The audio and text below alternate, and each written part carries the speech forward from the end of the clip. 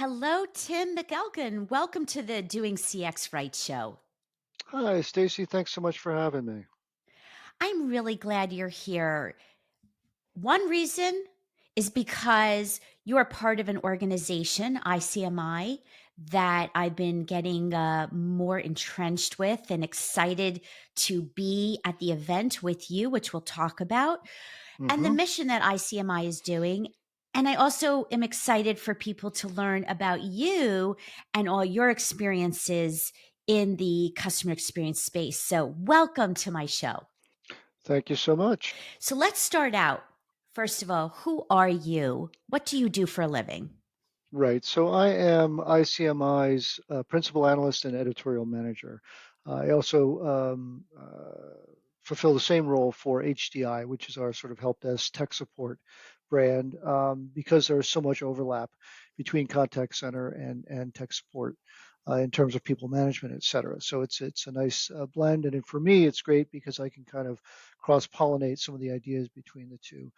So my day-to-day job, I research and write about contact center strategy, people, processes, and technology. Right. Hmm. So just a constant learning process for me. I have a great job. I get to ask really smart people interesting questions. That's really what it comes down to, and then share that with our community. And we call it a community because that's really what it is. We don't charge our members anything. They have free access to all the material that we provide, and then we put on the shows, which is really as much of the value for vendors and for attendees.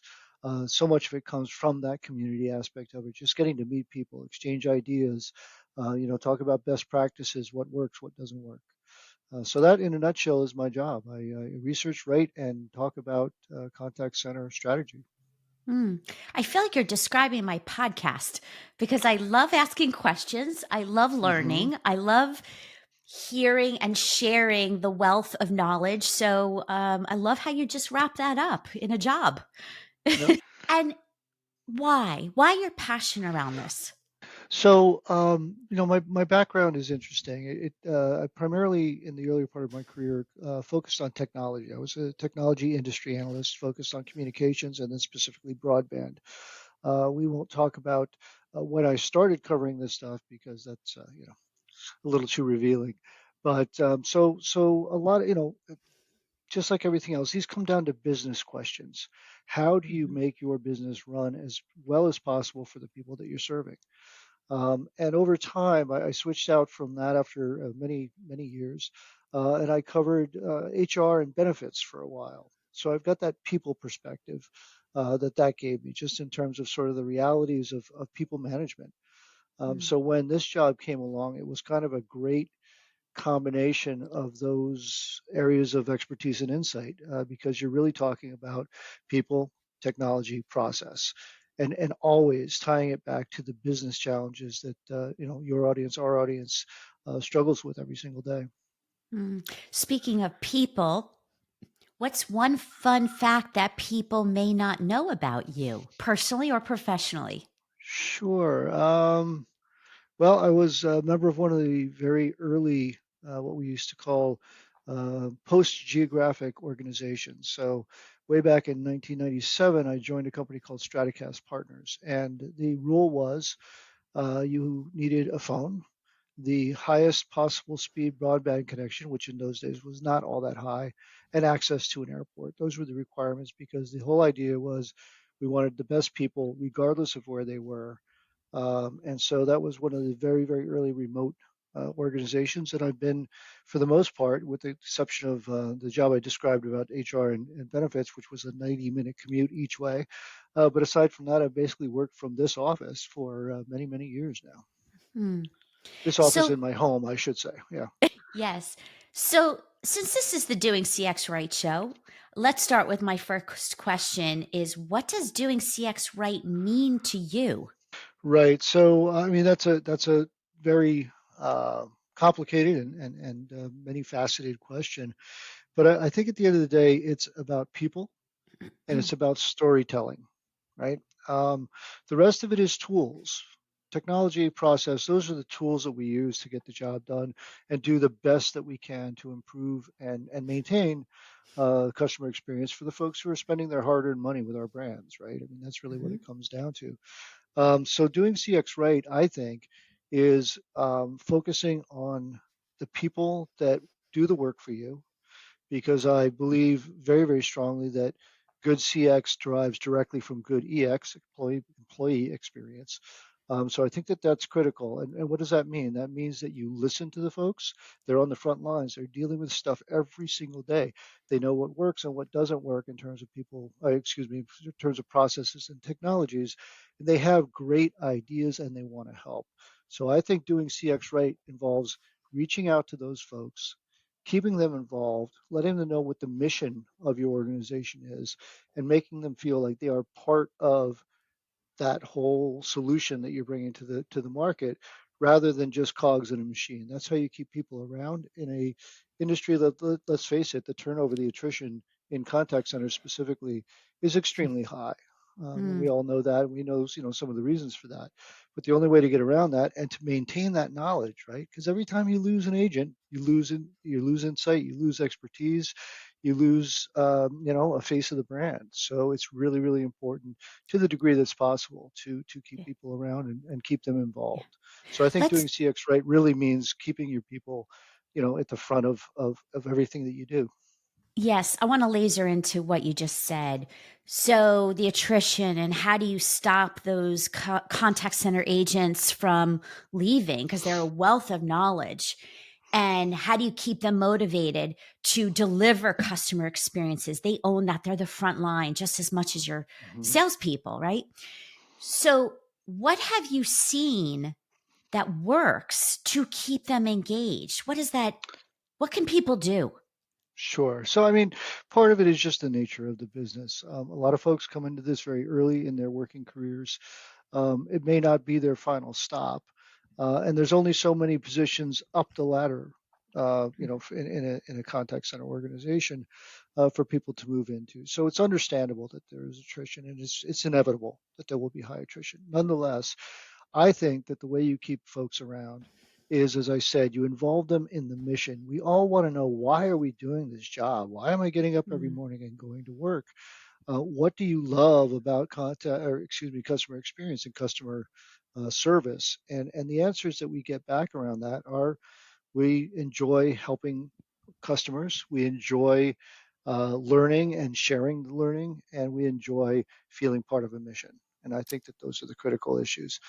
So even if somebody sticks around for 2 years or 3 years, for those 2 or 3 years, you really want them to feel invested, right? And you don't get invested if you don't feel that you understand why you're doing what you're doing. Oh, that's beautifully said. And having worked in a BPO in my career, I really Hmm. got to understand that firsthand from inside. And there's so much more we can be doing to support those agents because they are the lifeline. And there's a lot of best practices, I think. There's gaps in companies. Hmm. There's blind spots, right? And not everybody at the leadership level has done the job. And I think that humility requires leadership to remember that. We don't Yes. know everything. We know how to manage. We know, whatever it is that we know, but we may not know sort of the day-to-day grind that these people are doing to make sure that our customers are happy. Yes. And I want to clarify because I said I worked at a BPO, but I also worked in big brands. So I Hmm. saw it from different angles. And just this topic is so, we could spend only this time together on this topic, Hmm. but we're going to move along. AI, we know this is a huge topic. We know that people are fearful and we know that people understand that we have to be prepared right Hmm. now and into the Yep. future. So, if AI is on everybody's brain, and I've been to a couple conferences lately where AI is the subject, I Yep. want to get your perspective on not that AI is here, we know that already, but how do you really use AI, from your opinion, to improve the agent experience, the customer experience? What are actual cases that people could do? Well, I think number one, it's really important to remember, as powerful as these tools are, they are tools, right? These are ways to augment the capabilities of our teams. In fact, I would say that they have now become part of our teams. And that, I think, is the management challenge for the next 5, 10 years, is how do you manage these teams of humans and very, very powerful, but not all that smart machines. They look smart because they're fast, but they're not that smart. It's really still ones and zeros happening in the background. Hmm. It's just happening really, really quickly. So I think that's a really important thing. And the second piece is, because these are just tools, and I'll say just tools, even though they're impressive, um, they're only going to do what we tell them to do. They're only going to be able to help us where we apply them. And if we apply them to the wrong place, as I intimated earlier, I've been around for a long time. I've been through many technology eras, let's say, and every single time you watch people automate broken processes. And there's nothing more deadly to an organization's efficiency and ability to serve than automating the wrong thing or automating something that's already broken. So the first thing to remember is, you got to look at how you do business today, what it is you're trying to accomplish, and then go look at the tools. And too many times it's like, okay, this is the hot new thing. This is the big shiny object. We've got to have it. Our board is asking, what are we doing in AI? And it's really, really important to hang on to the fact that AI is not an end; it's a means. So that Hmm. that I think is the first sort of framing that people need to have. And number two, take that perspective on what is our business, what is our mission, and when you go talk to your vendors, ask them to explain how they're going to help you accomplish that. Doesn't matter what their tools can do; it matters what their tools can do to help you improve. Mm. Well, let's play out a scenario. So, I have a company that is working efficiently. However, I need to save time. I need to get more efficient. My contact center reps, what can AI do to help with that? Anything come to Sure. mind? I mean, there's it's almost an infinite list, right? But I think Yes. the most important things that they give you is a way to help your agents, right? So let's look at that. What does that mean? That may Hmm. mean that you've got an AI that can listen, speech recognition, Hmm. machine learning, understand and learn as it experiences more and more of the interactions between your agents and your customers. Um, Come in as an advisor, like just in the headset that I'm wearing right now. In this conversation, the AI can say, you really ought to talk about X, because through the magic of data and data analytics, we know that these are the things that are going to be important for this customer. So catching that there's too many there's too many, which I would get constantly. Just and coaching the agents, because as we automate some of the grunt work, that's how we've always learned, right? You come in at the bottom, you do the grunt work, you move up. Well, if all the grunt work's being handled by machines, how do the people learn? So I think using AI as a coaching tool is hugely Mm. powerful. But I Mm. think that we really have to go back to sort of first principles and think about what these things are really, really good at. They're good at pattern recognition, and they're good at changing based on the inputs or the requests that we put to them. If you think about ChatGPT, every single input into that is different. Everybody who's going onto the website and asking a question is doing something brand new. So these machines are able to understand patterns and also allow humans to sort of pull the levers, the what ifs. So I think AI as a decision intelligence tool, decision support tool, is probably the best early investment that any company can make. Hmm. With that said, I want listeners to also understand that we humans need to coexist Hmm. with the technology. We need to merge, not replace.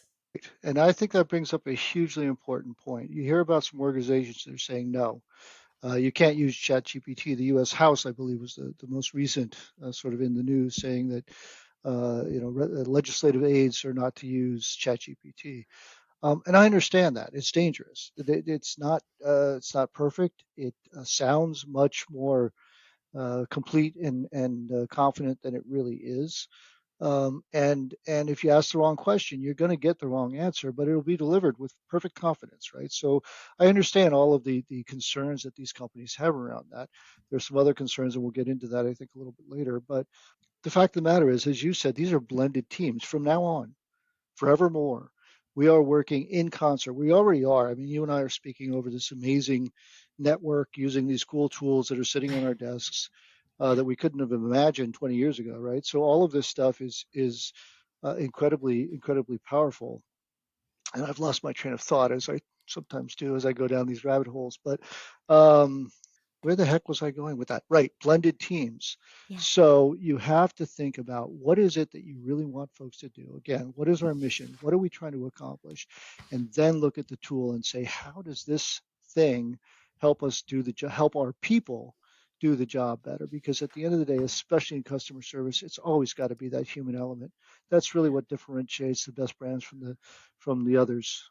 I think is Yes. that human element, hiring great people and training them to use the Yes. tools. And I think that was the point I was going for that I lost.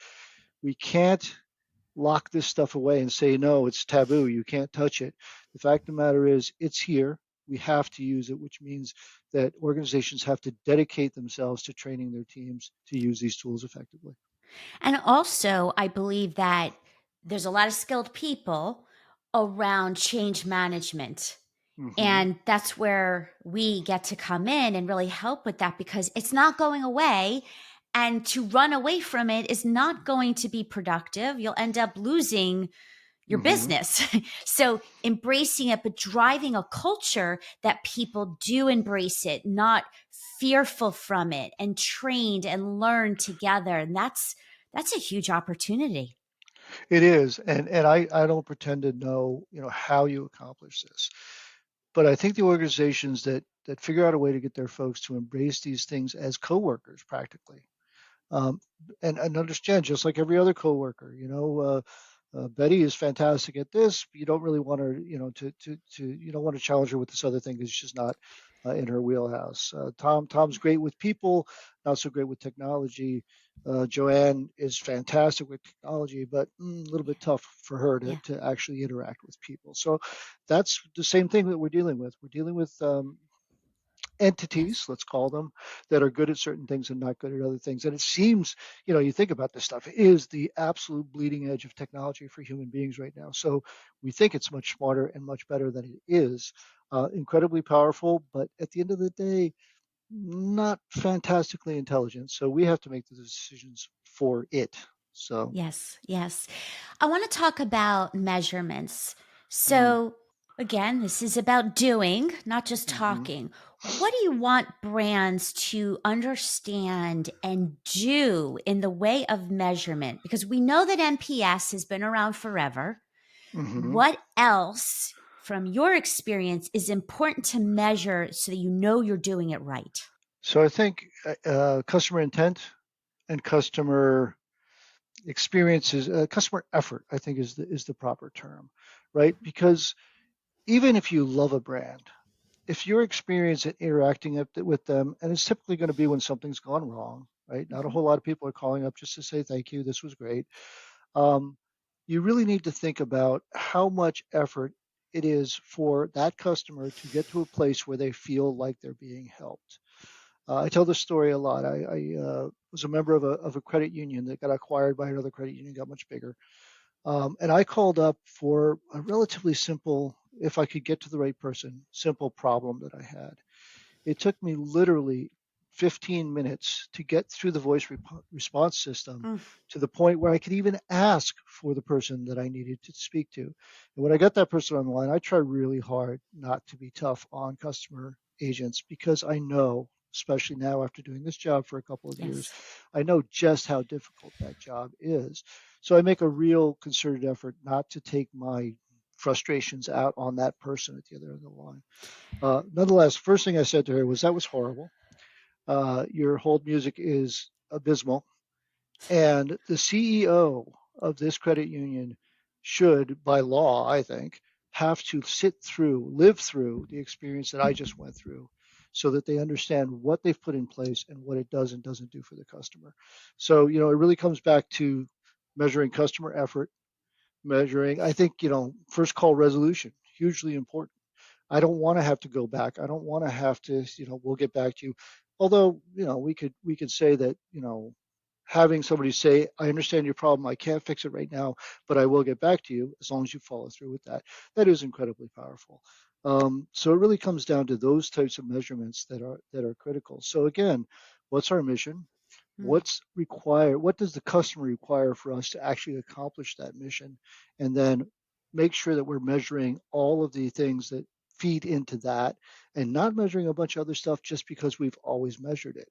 You manage what you measure, you focus on what you measure. And if you're measuring the wrong things, then you're assessing your agent's performance on the wrong things, you're assessing your team's success on the wrong things, and eventually you're going to be, measuring the wrong metrics for the entire organization, and you're going to fail. mm, well said. So let's just talk a little bit as we're getting to the end here about ICMI and the event coming up. I was fortunate enough to go last year, and it was a Hmm. wonderful event. Give us a glimpse of what's coming at this Sure. one. Well, I think this one's going to be, one of the best ever, and there's a few reasons to that. One is that you're speaking. We're really, really Thank happy you. to have you on board for that. Two, we're coming out of this weirdness of the COVID era, and it's taken us a little while to get back on our feet. I know that I'm not as capable in terms of just social situations, even now, a couple of years after we all came out of lockdown. So that's been improving steadily. I think that the topics are increasingly recognized as critical, not just Mm, for contact centers, but for the entire organization. So I mm, think that recognition of customer experience and actual, it's not just, sort of lip service anymore. mm, People are making serious investments, maintaining investments, which is important in a time of economic uncertainty like we're in right now. And people are excited. That's the impression I get. I'd be interested in your view on that. I feel like the folks, the professionals, the practitioners in this industry are really excited about the possibilities that all of these tools and management strategies are having now that folks are truly committed to CX as sort of a baseline capability within the organization. absolutely. People are craving. I don't know if craving is strong enough of a word. They're Mm, craving connection. yep. They're craving knowledge. They're craving to give value, not just get value. Hmm. And that's why I think events are doing incredibly well right now. I've just gone to a couple globally. And Hmm. what I've learned is what I'm saying now is this human emotion and feeling and craving globally. It's not just in one particular area of Earth. Right. So and then the knowledge that is shared. I think also what's very important, which seems to be an intention of the event, is helping people understand how do you do things. Hmm. Not like, oh, CX is important. Right. Well, we do, a webinar a month, more or less. There's some, when we have a show, we don't do the webinar. But anyway, that's always, a critical reminder that I have for our panelists is that we're talking to practitioners. And Yeah. after they give us an hour, or in the case of a show, 3 days of their lives, they want to go home with actionable insights. They want to go home with some ahas that they have tied directly back to their own experience. It's not academic, it's not theoretical. It's folks who are doing the same job you're doing, trying really hard to do it well. And these are the things that have worked for them and not worked for them. And that exchange, and that's happening in the hallways, that's happening during the coffee breaks, that's happening after hours over a beer. That is where the true value of these shows comes from. The sessions that you're putting on, I'm putting one on. These are fantastic. The training opportunity for actual certification that we offer in the run up in the 3 days leading up to the show, those are incredibly valuable. Mm, But the true value comes from those conversations, that sharing of experience, People want to, you know, it's one thing to read about this stuff. It's one thing to listen to you and I speaking about it. It's a whole nother thing to go in and talk to somebody. Wow, yeah, sounds like your call center is about the same size as mine, and we're both serving, let's just say, higher ed, whatever happens Yeah. to be. Yeah. So when you talk to me about your experience, it really resonates. It's real. It's something that I can, as a human being, it's that human connection that really, I think that's how we learn best, is by understanding what other folks like us have gone through and how they've solved problems, or in some cases not solved problems. And now I can step in and say, oh, you know, we had something similar to that, and this is what we did, and it seemed to work really, really well. And I'll add, CX people are the nicest people you'll ever meet. Just saying. It's a great time every year, and this year we're going to be at the Lowe's Pacific. We've moved from our long-term home, which is right next to Universal. So there's a whole lot of Universal stuff that's going to be tied into the show as well. But yeah, Wow. it's a blast. These folks, I mean, you know, I was a little bit wow the first one I went to as the principal analyst for ICMI. All these people are hugging each other. You know, how do they all know each other so well? And the fact of the matter is that they really, really do. Yeah. And that, you know, we talked about how things are really seeming to gain momentum in the event space, and I think that's a huge part of it. People are just, you know, happier and happier to see each other, and really understand the value of that human connection after, you know, what we've all gone through. Yeah. Yes. So, my last questions for you before we wrap up. Hmm. If you, Tim, could go back in time to your younger 20-year-old self, based on what you know now that you didn't know then, what would you Hmm. tell younger you? Well, yeah, that's, I mean, I sometimes lie in bed and wonder about those things, right? But I think that, you know, some of these are, they're just so easy to forget and so important to remember. Mm, Enjoy every day. There's going to be tough times. There's going to be times where you just absolutely hate the day. But the fact of the matter is, you know, we're still alive and we're still doing things for other folks to help them do things. And I think that's the core of CX, which is what makes it so beautiful, really, in a lot of ways, so important in a lot of ways, is that we are being of service. And that's what I would remind myself. Enjoy every day and make sure that you're being of service, because that's how we grow. That's how the, you know, the world gets better, is by looking around and saying, well, wait a second. And this goes even to just the day-to-day work of a contact center, for example. Your mhm. job is not just to interact with customers. Your job is to figure out how you add value in the mission that your organization has engaged in. And that means looking up the chain, down the chain, and figure out, how do we add value, and how can I ask for help from these other folks? Because again, the human being asked for help is just a fantastic feeling, right? And I Yeah. think that we have to remember those things. So yeah, enjoy it, and be of service. Beautiful. And finally, if I had a ton of CEOs, leaders, entrepreneurs in my room right now, what's the one takeaway you want them to remember? So I was thinking about this earlier, and I actually wrote down a little catchphrase, which I may have to put a TM after, for Tim McElgunn, if not trademark. Listen, learn, apply, adapt. That's really what it comes down to. Listen, learn, apply, adapt. The folks, as we talked about earlier, the folks who are doing this work in the trenches every single day, they know what works and what doesn't work. Now, you may not be able to take on board all of their suggestions and, you know, requirements and requests, but you better be listening and thinking about which ones of those you can take on board and how they're going to help you improve your organization. So listen to your people. It's, as far as I'm concerned, it's people, people, people, people. Listen to your people, learn what they're telling you, apply what you can, and adjust on the fly, because the speed of change is just, as we all know, has just accelerated immensely, even over the last couple of years. Yeah. So you've got to be flexible. Um, and yeah, I think Yes. that's pretty much what I would tell that room full of CEOs. Well, thank you so much for the gift of you today. And I can't wait for the world to hear your knowledge and see you at ICMI's event and others that are listening. I am super excited. Appreciate you. Yeah, and I can't wait to share a coffee. Let's see, October, what do we say? I wrote it down somewhere. 17th, 18th, 19th. That sounds about right. I know it's right before my birthday in October. So meet you all Yes, in Orlando. We'll have a coffee and we'll exchange some great insights and opinions. absolutely. Thank you again.